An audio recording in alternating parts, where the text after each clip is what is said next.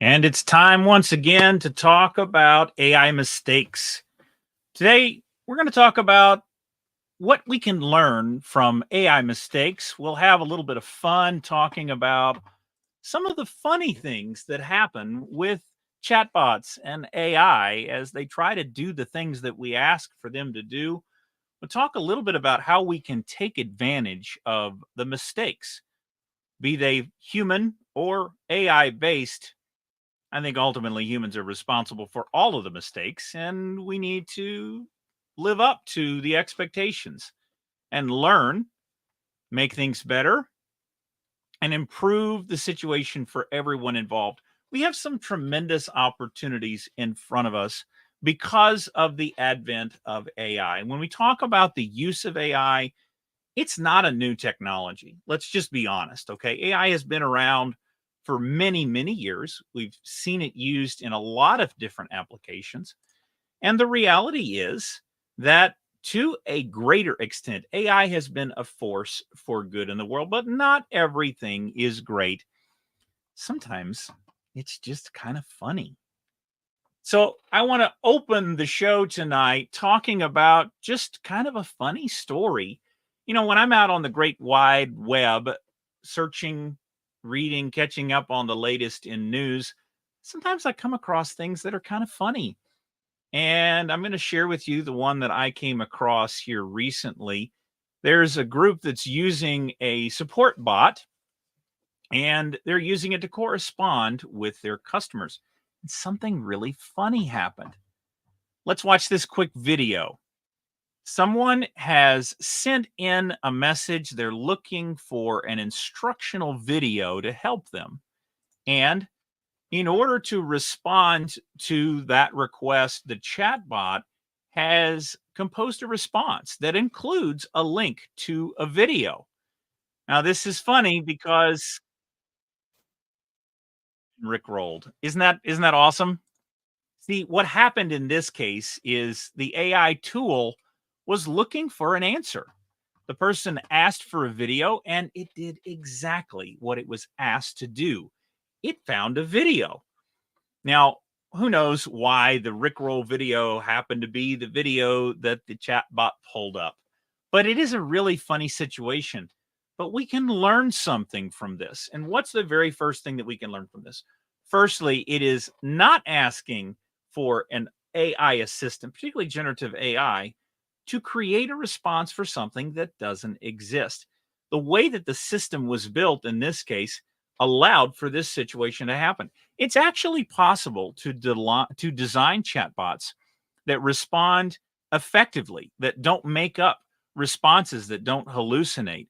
In fact, I get to work with those systems each and every day during my day job, and then we get to have fun talking about the mistakes that are made on my off time. But there are other funny things that we come across in memes and conversations on the web. Look, I think many of us were watching the Olympics recently, and we've seen some of the video generation memes that have come out. It turns out when you ask AI to generate video of Olympic feats, it's not good. Now, the reality of the situation is that, look, not everything is going to be great when you start doing with AI. On the one hand, I kind of applaud the folks for even trying this out and sharing the results because it means that we're experimenting. We're taking advantage of this new technology to try entirely new things that have never been done before. That means we're running experiments, that we're not letting the technology stop us from trying things out. That's how discoveries are made. Granted, many of the technology innovations over time were completely accidents. When you're intentionally playing with the technology, you also open the door to making huge discoveries. And as we've had the opportunity to play with these chatbots and try all sorts of crazy experiments, the amazing thing that happened in November of 2022 was OpenAI released their ChatGPT tool to the world. And it opened up the world of generative AI in ways that honestly, even OpenAI were quite surprised about. And lo and behold, we've taken that publicly available system that now today you can access 100% for free, despite the incredible amounts of compute intensity that are required to calculate these results. And you can play with it. You can do some truly, truly amazing things. And there's been a lot of talk this week about some of the amazing things that it is now possible to do with the advent of AI. If you've been watching any of the news, you might have seen some discussions of a couple of very new tools. There is a coding assistant tool called Replit and Cursor.ai that will actually build entire applications for you. And I've seen some pretty astounding results shared on social media. But the thing is, they're not all good. And what we see most often on social media is cherry picking the best outcomes. In fact, when you see an AI generated video, oftentimes that is the culmination of literal hours of patience trying prompts, seeding insights, and getting a usable result. Now, the reality of the situation is that if it takes hours to generate those few seconds of generative video, that's probably still dramatically less than it would take to hire a team of people, schedule a location visit, find actors, set everything up, shoot the video, edit the video, finally cut the video. So, yeah, there's probably a pretty good payoff for that. And the same is true for application development. If I can sit down in front of my PC and type in a prompt that's going to generate an entire application that solves a problem that I have, that's definitely worth trying out. Now, the unfortunate reality is that there is still a lot of maturity that needs to happen. So sometimes this doesn't turn out very well. And here's a good case. This application was generated by Colin here, and he shared his results. The application doesn't work at all. Now, is that the fault of the AI or the person that wrote the prompt? Well, I think the truth is it's honestly a little bit of both. I have seen the entire spectrum of possibilities. I have seen effective, usable tools that are built with very detailed prompts that specify every detail in a way that an artificial intelligence tool can actually provide a salient response and give you really great results.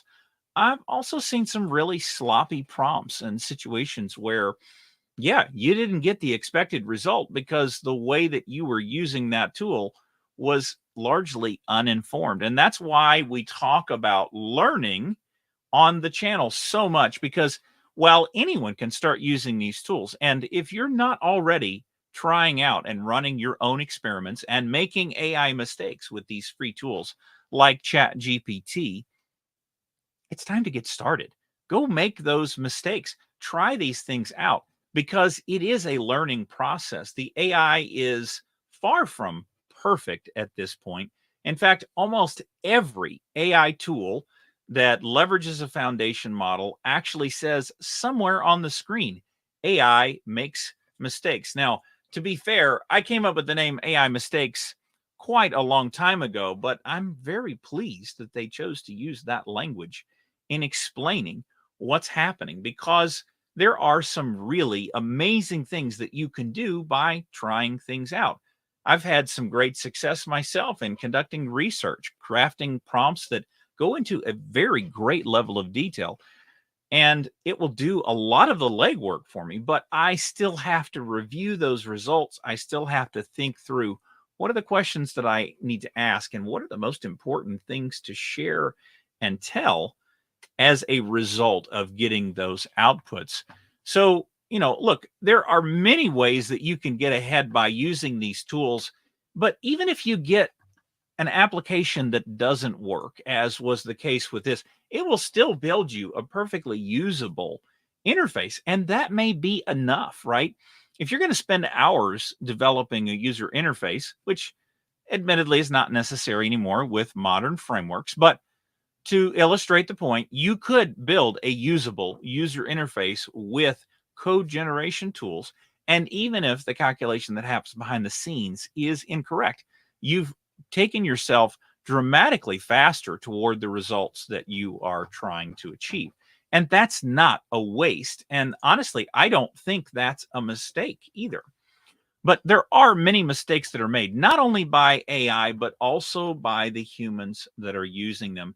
And this is one of the things that we really need to continue talking about. I'm going to bring this up again and again because I really do believe this is an essential part of the conversation that we need to have. The reality is, when you are trusting a tool to generate something in a response to what you're requesting, sometimes you are going to get some outputs that are not correct. And in this case, we actually have some legal implications for OpenAI and their ChatGPT tool because it has been generating false legal texts. Now, why is it generating those false legal texts? Well, there's a lot of detail behind this that needs to be well understood. But the reality is that there are people that are using this tool expecting it to be absolutely perfect. But why is it? Why do people expect the tool to be perfect? Well, because the AI tools that are generating the responses do so with such a level of confidence, we find it very believable. And this is where we get into one of the things that's a little bit concerning for me. And I think we need to go into detail on this. We need to talk about what's been happening in the world. And when we talk about the way that these tools are being deployed, it is a two-way conversation, and people can take it in directions that are very unhealthy and not very well informed. One of the things that I saw in my feed this week was this snippet from Live Science. And Drew Turney wrote this article, and it really got me thinking. I have to be honest. This idea that people using the tool have people believing that these systems that we have built are conscious or that they have a deeper level of understanding or comprehension than they do is a little bit disconcerting. I mean, look, it is amazing to take a look and experiment with these tools and see some of the incredible results that are coming out. I mean, things that take hours of labor being generated by a tool is absolutely incredible.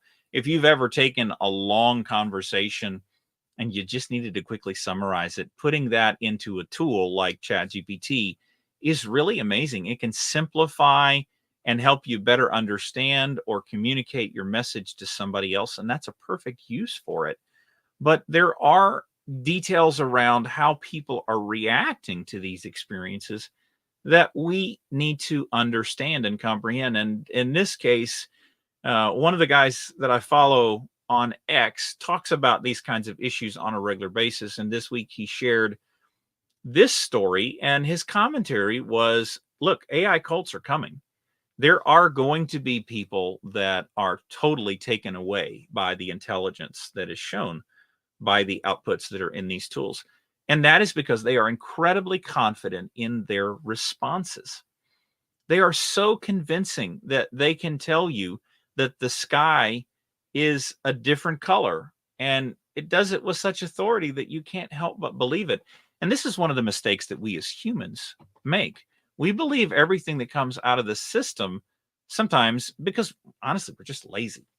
But other times it is simply because we are convinced and we don't know better. When you are asking an AI tool to generate a response to something that you don't have personal experience with, it's absolutely possible to be taken in by the response that it gives you.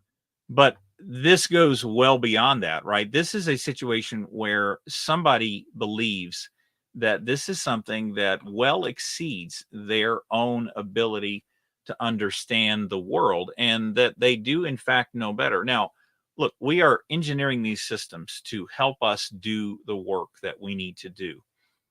But we really do have to step back and think about the ramifications of what it means for people to believe that the AI knows better than they do in all circumstances. It is something that we have to continue to focus on and ensure that we're building systems that continue to involve humans so that humans are directly involved in making decisions and analyzing the data that comes from those responses. I think it's in many ways irresponsible not to have some amount of human involvement. There's a lot of talk in the AI conversations right now around this concept of AI agents. I've been reading about some of the building of those systems. And I think it's a very interesting development. In fact, even Salesforce announced this week that their platform is going to include the ability to create AI agents that are going to do work for you. And I think that that is an incredibly ambitious goal. And I do believe that there are absolutely scenarios where turning things into an agent could be beneficial, but there's also multiple ways that you can do that. If you are keeping up with the latest trends in technology, we've had this concept of robotic process automation for about the last 5 or 6 years. And there's been many companies that have built themselves up to take that work. And like there's a lot of grunt work that has to be done. In a large enterprise, you might have multiple different systems that have information, and you need to simply copy a bit of information from one system and paste it into another. That is an ideal scenario for automation that is highly repetitive. And I think that trying to plug generative AI into one of those systems is actually kind of irresponsible, because you don't need any creativity in those situations at all. In fact, you need the exact opposite. You need 100% reliable process. But the antithesis of that is that when you build a process like that, that is 100% repeatable, it can be a little bit fragile and unable to repair itself. And so we have to combine these systems from an architecture perspective. You can leverage generative AI to understand what's happening and to measure and test and ensure that the performance is exactly what you expected without giving up the reliability of the more advanced automation. So that's another lesson that I think we can take away from what we're seeing happening in the world. There's kind of three details that we need to always consider, right? One, where are the humans involved in ensuring that things are running as they are expected to? Two, what is the best way to apply the technology in the situation? And three, how are we running experiments going forward so that when the systems do become capable of some of these more advanced feature sets, we are able to take advantage of them? That's a really critical thing for us to carry forward. And running these experiments is something that people are doing each and every day. And that's one of the reasons why I love to read AI papers. Here we have an example of a recent paper that was released by the University of California in Irvine. And we've got the Massachusetts Institute of Technology. We've got a paper here that talks about how people are interacting with large language models. And it's very similar to what we just talked about, where people are finding these systems to be sentient simply because the responses are really great. In this case, we actually have a situation where continued interaction with a large language model could actually create false memories for a human. And there are a lot of details in a study like this that we're just not going to spend time on today. But what I do want to call out is that there are many more experiments that need to be run. And many times these papers are providing that foundational bit of research, that quantitative measurement and repeatable process that allows us to get a scientific result out of these systems. And so that's something that I want us to carry forward in our use of AI tools. When we talk about making mistakes with AI, look, we need to be measuring the work that we're doing, being able to create a study of how things are working, record those results, and constantly test and check them is something that's absolutely essential for being able to leverage these systems in a maximally efficient way. And so the lesson that we should take away here is that there are absolutely ways that we can run experiments, that we can test things and do exactly what needs to be done without giving up the leverage that we've built in automating and using computers for years. One of the great examples that I come across a lot, and I'm honestly not a super big fan of this as a test for large language models, but it is a good example to illustrate a use case for a tool like ChatGPT that's actually really terrible. And that is taking a word and asking for ChatGPT to count the number of letters in that word. Now, you may have seen the strawberry example. Endoscopy is another great example, and in this case, it can't count. Now, admittedly, I mean, my view of this is I really don't need ChatGPT to count the number of O's in the word endoscopy. In fact, the way that I would do that is to have it write a bit of script that would do that job, because it's going to be far more efficient from a compute standpoint, but it's also going to be more accurate. Don't do this. This is a terrible application of the technology. It's not useful. In fact, it's not even giving you a right answer. And we know that this is a limitation of the technology today. So we just need to stop trying that until we've had evidence that we're going in the right direction. But there are many other examples of this, and some of them are a little bit unexpected. In this case, Riley Goodsize shows us that even the construction of words can be misunderstood by these large language models. Now, in this case, Riley Goodside, who I've talked about on the channel before, does a lot of work with AI. He's identified that it's probably something in the underlying technology that is leading to this confusion around the letter Q and the word you, the similarities there. It's probably even more than tokenization. It's probably even tied to vectorization, because it is pairing things in similarity, and the sound that is made by the letter Q and the sound that is made in these words with GUE, G-U-E, is very similar. Now, who's to say? Because honestly, no one is tearing down these models and looking in close detail into exactly how they work. But that is one of the things that we need to tease out of the education that we're getting and giving. We need to understand how these systems are working by testing and trying and experimenting, making those AI mistakes to better understand what's actually happening behind the scenes. And the more that we can do that, the better off we're going to be, because we need experts. See, the reality is today, there are not enough AI expert folks in the world to satisfy the needs and desires of all of the companies that are hiring. And this is an opportunity for you and I. We can learn together and understand where the problems are with these systems. We can avoid deploying them in that way, and we can leverage that expertise to help other people. There are so many opportunities in AI. There are some astronomical projections that are being put out there, and there is a lot of work to be done. And look, we need good expertise, and today that still means that we have to rely on people to do that.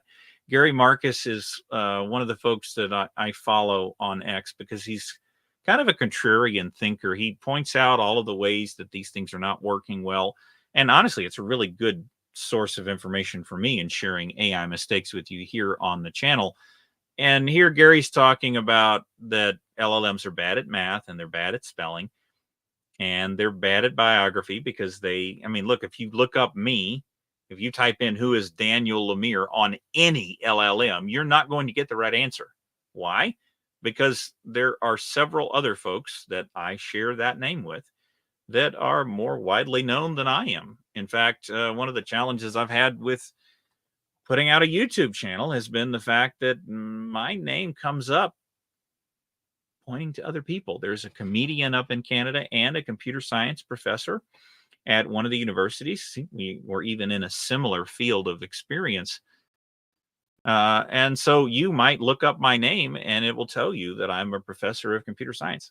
No, I'm not. I do have a master's degree in information technologies, and I have a great deal of fun doing these videos on a regular basis, but don't have a PhD, and I'm down here in the state of Texas. So, and if you try to ask it for the Daniel Lemire that lives in Texas, that's not going to get you better results. So there are absolutely things that we know LLMs are very bad at, but you also cannot overlook the potential for the use of this technology. Now, in this case, Gary is really giving Microsoft a hard time because he doesn't see how this technology could possibly be worth the market cap that is available, especially when there are situations like this one brought up by Art Keller that talk about how the use of these AI tools is actually causing humans to do more work, not less. And we saw a few weeks ago on a video that we talked about this new study that was released by one of the outsourcing websites, Fiverr, that actually makes their business on letting people bid and put up for bid projects and needs that they have. The reality is there are situations where AI is absolutely not something that you should use, but there are also many, many more that tell us about situations that should be used. And I will tell you that I think there are more and more opportunities that I see. If you can solve the critical problems and cut through the noise and really provide a solid solution by combining existing technologies with the advent of generative AI layered in opportunistically, there's a lot of value to be created. And we're going to continue to talk about these opportunities on the channel. But I also want to give those of you that are watching live the opportunity to chime in and ask your questions. Is there something you've seen lately that you're particularly interested in? I can tell you one that is really startling to me. And when we talk about companies like Microsoft and the value that is to be reaped there, there is kind of a push pull that has to take place. And this week I came across this article from the Register, and it's actually a couple of weeks old, so I'm a little bit behind on the news. But in this situation, they were talking about organizations that have deployed Microsoft Copilot. And what we have actually seen is that there are some organizations that are pulling back on their deployment because the use of a tool like Copilot is often an add-on to their subscription to the Microsoft services that include mail and all of their suite of applications like Word and Excel. And what is happening is there are organizations that have deployed this tool set to be sort of their document repository through a tool called SharePoint. Now, in SharePoint, you have to establish a set of permissions so that if I'm in one department, I get to access one set of documents, and someone that's in another department is able to access their documents. And we might even have documents that all of us are able to access. Maybe there's some core HR policies that are documented in a Word document. We all need to be able to read that. But if you work in HR, you have access to information that absolutely must be protected and private. And I, as an individual that doesn't work in human resources, shouldn't be able to access that information. But what has been discovered is that because some organizations have very complicated environments, they're able to access information that they shouldn't, and they're able to actually interrogate that information. And Copilot was surfacing that information. So they were getting information that they should not have had access to. Now, is this a problem, a fault of the AI? No, actually, it's not. In fact, it is entirely a problem that can be tracked back to the historical usage of the other software that Microsoft has sold and provided. And the level of rigor that was necessary behind the scenes was not done. And that's what's led to some of these security concerns. Misconfiguration of software is one of the most common reasons that people have struggle, whether it is creating brand new problems for getting their work done or causing outages, accessing information. Some of the largest cloud outages that we've experienced over the years are simply based on misconfiguration. If somebody changes a setting in a way that is inappropriate because the checks and balances are not there to help them make those changes effectively, yeah, it can really create a problem. And these problems are not going to go away. They're not insurmountable. They're not unsolvable, right? I really do think that this quote is 100% right.